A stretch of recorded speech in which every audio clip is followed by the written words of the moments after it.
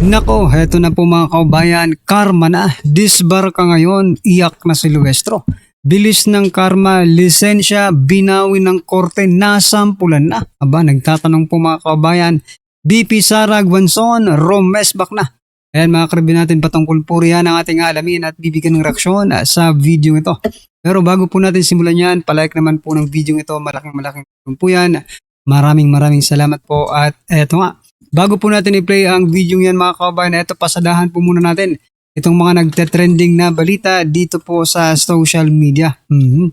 Unahin na po natin itong si Pastor Abante mga kabayan. Ito pong si Representative Benny Abante ng Manila.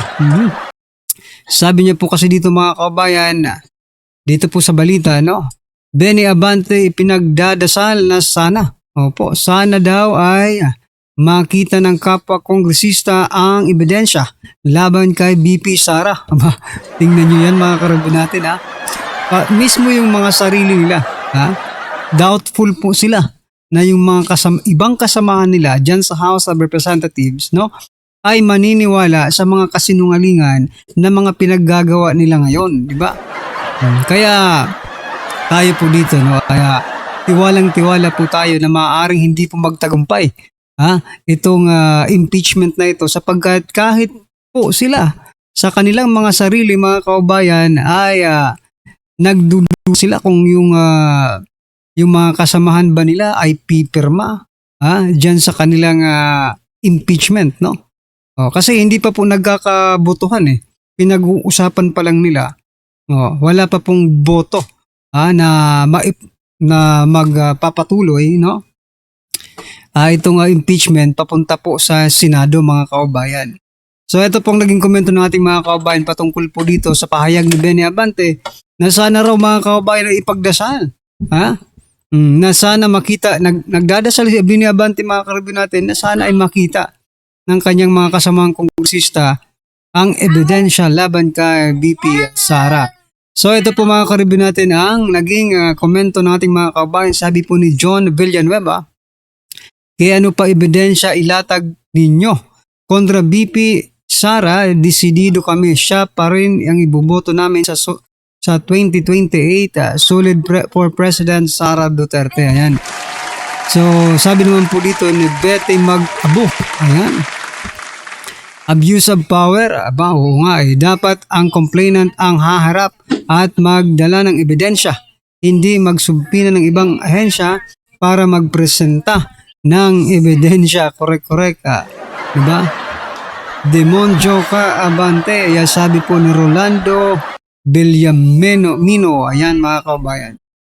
So, ito napakahaba naman ng comments na ito pero basahin pa rin natin mga karabin natin. Sabi po dito ni Dudong Choya, ayun na, may file na kaso ngayon, yari na kayo. Luestro, Trillanes, Ridon, Jokno, Sindanya, De Lima, Tua, Republic Act 1405 clearly states under the Bank Secrecy Law, bank records and confidential, they cannot be disclosed without proper legal authority, usually through a court order. Wala po silang ipinakitang ganun mga kaubayan, walang court order na ipinakita si Madam Chair, Your bank deposit are private. The bank are not allowed to share your account details with just anyone. As private individual, you are not required to publicly disclose your bank accounts or financial information.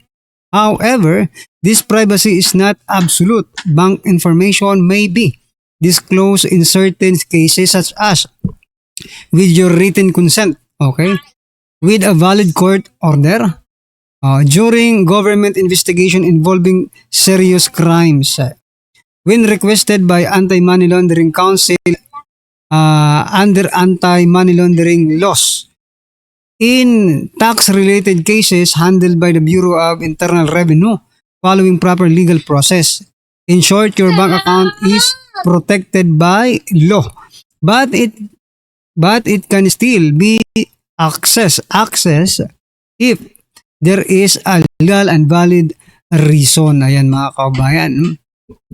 Ito pa po, sabi po dito ni Chunalin. Ayan, Chunalin. Ibig sabihin, wala pa talaga.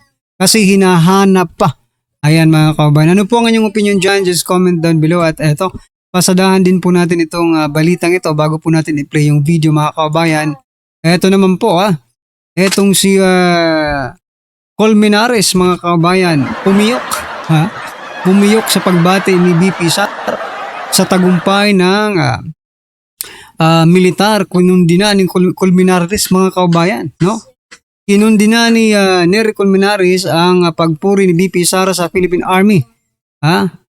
79th Infantry Battalion matapos ang operasyon sa Toboso, Negros Occidental noong April 19 na nagresulta ng pagkasawi ng 19 na mga hinihinalang mga miyembro ng New People's Army. Ayun mga kababayan. Si Dilima naman, bukod kay Colmenares, si Dilima maghahain po ng resolution. Opo. Diyan sa House of Representatives to investigate further yung nangyaring insidente. So bakit ganito itong mga taong ito mga kababayan? Imbis na matuwa dahil nabawasan po yung mga makakaliwa, no? Ay hindi. Mukhang nalungkot pa si Colmenares mga kababayan. Tapos pag nare-red tag kayo, di ba? Pag nare-red tag kayo na nagagalit kayo. Pero yung mga ginagawa nyo naman, red tag naman talaga mga kababayan. Ito po ang naging komento ng ating mga kababayan patungkol dyan, mga karibin natin. Sabi po dito ni Juanes, nangyari na ang sinabi kong iniingatan ni BBM na magalit sa kanya ang mga makakaliwang party list. Kaya hindi binati ni BBM ang AFP tuwing meron silang malaking accomplishment laban sa mga communist terrorist group. Ayan mga kababayan. So kaya naman pala. So kayo mga kayo mga militar, no? Are you still proud of your commander-in-chief, di ba? Kasi mas proud pa po mga kababayan ang ginagawa ni Vice President Sara Duterte, no? Na tuwing may accomplishment kayo ay binabati niya kayo ng personal, di ba? Pero ito may mga tumututol dahil nga tinatamaan po sila mga kababayan. Ito naman po ang sabi ni Rolando, sabi niya po dito, tama ang ginagawa ni BP Sara. Second to the highest person in the government, binigyan niya ng papuri military forces para taas ang moral nila. Good job, BP Sara. Palakpakan po natin, no? Totoo naman talaga, di ba? Sabi naman po dito ni Santos, ikaw, mawalang galang Attorney Colmenares, simple, BP siya. Yan yung kailangan na gawin ng isang leader na appreciate yung ginawa ng mga sundalo.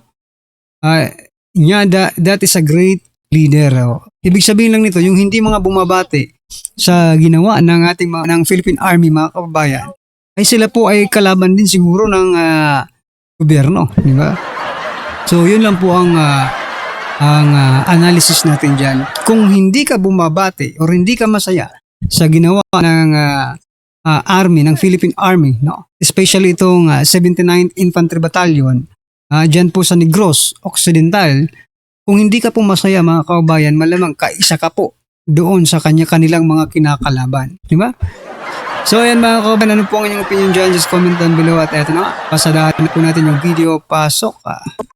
Ito ang balita ngayon. Trending at pinag-uusapan ngayon sa mundo ng social media. Ang di umano'y balitang. Ito ang balitang dapat malaman ng taong bayan na pilit tinatago at pilit ayaw di umanong ipalabas ng mga bayarang media sa palasyo, kamara at senado sa publiko. Matapos tila magbida-bidahan at nangunguna para patalsikin sa pwesto si Vice President Sara Duterte, di umano'y binansagang Dilima 2.0 na si Congressman Luistro posible di umanong matatanggalan ng lisensya at masibak sa pwesto bilang chairman ng House Committee on Justice na siyang nangunguna sa pagpapatalsik laban kay Vice President Sara Duterte. Pero bago ang lahat, kung bago ka pa lamang sa channel na ito at kung gusto mo ang mga balitang politika, ay please huwag kalimutang mag-like, subscribe at i-click ang notification bell para mas maging updated ka palagi sa lahat pa ng mga bagong video na i-upload namin. At ito na nga mga kababayan. Tila anong klase raw na abogada si Luistro at tila ito pa ang isa sa kanyang pinagmamalaki sa social media. Tila malinaw raw itong obstruction of justice at dapat di umano daw makasuhan itong nasabing abogada na si Luistro at dapat raw umano itong matanggal ng lisensya dahil sa kinahaharap nitong kontrobersyal na issue. Ayon pa sa kumpirmadong balita online, Guanzon, hinamon ng Integrated Bar of the Philippines na imbestigahan si Congerville Luistro sa kanyang bagong programa sa SMNI. Kasama si Miss Cathy Binag, hinamon ni dating COMELEC at COA Commissioner na si Atty. Rowena Guanzon ang Integrated Bar of the Philippines, IBP, na magsagawa ng imbestigasyon kay Batangas Representative Gerville Luistro kaugnay ng kontrobersiyang kinasasangkutan ni Luistro matapos umanong aminin nito na itinago niya ang kanyang asawa na nahaharap sa kasong sa naturang programa. Diretsahang kwinestyon ni Guanzon kung bakit wala pang aksyon ang IBP sa naturang usapin. Ayon kay Guanzon, bakit naman ang IBP? It's a challenge for you. Hindi ba pwedeng IBP moto proprio? Imbestigahan ninyo na yan. Kasi admission na sinabi niya na itinago niya yung asawa niya. Dagdag pa niya. And that's non-bailable offense. Nabanggit din ni Guanzon ang umano'y usapin ng legal fees na may kaugnay sa kasong hinawakan ng law office si Attorney Manasseh Carpio, asawa ni VP Sara Duterte. Aniya, kay Manasseh Carpio, may utang siya doon sa rape case ng asawa niya. Ayaw talagang magbayad, kaya ganon. Bakit naman ang IBP? It's a challenge for you. Ikinumpara rin ni Guanzon ang sitwasyon sa ibang kaso upang ipakita ang kanyang punto tungkol sa pagpapatupad ng batas. Bakit si Revilla na nagde-deny siya na ginawa niya yan, flood control corruption, pero nag-surrender siya? O diba?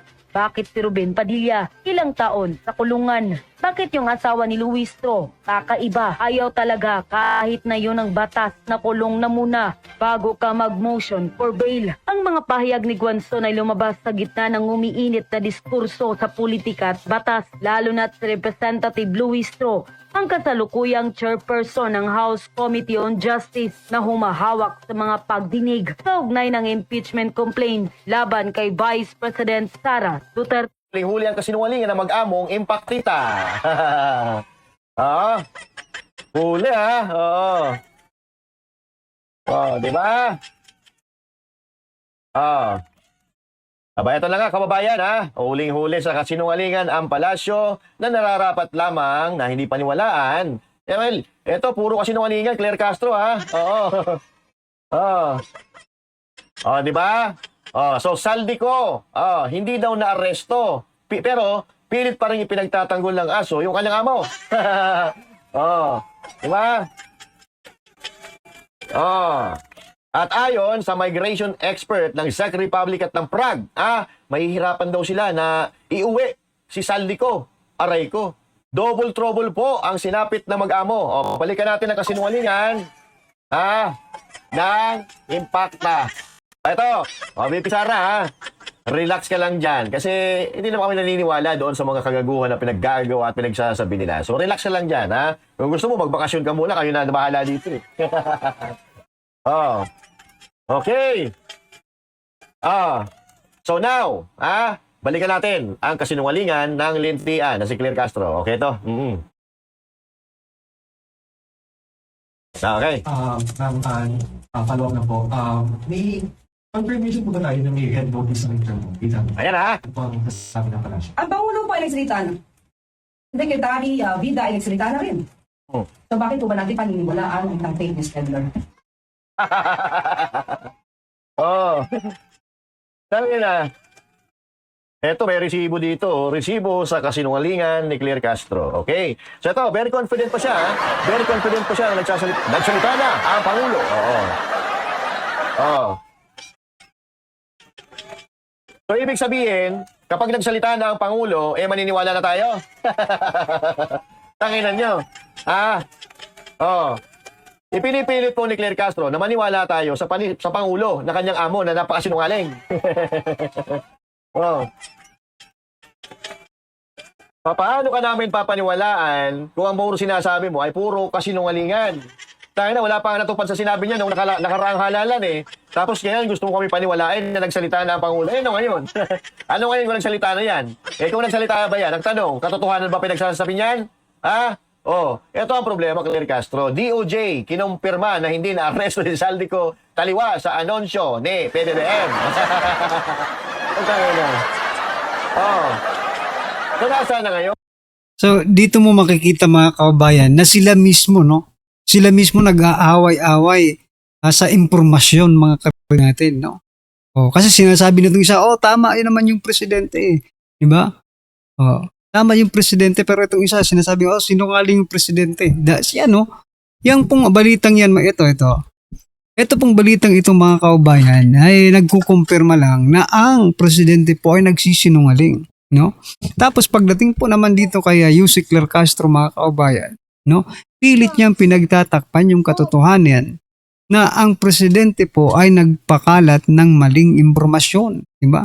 So nakakahiya po yan mga karibin natin. Pero anyway, ano po ang inyong opinion, reaction patungkol po sa video ito mga karibin natin? Just comment down below at syempre, huwag pong kalimutang i-like ang video ito. Malaking tulong po yan. Maraming salamat po.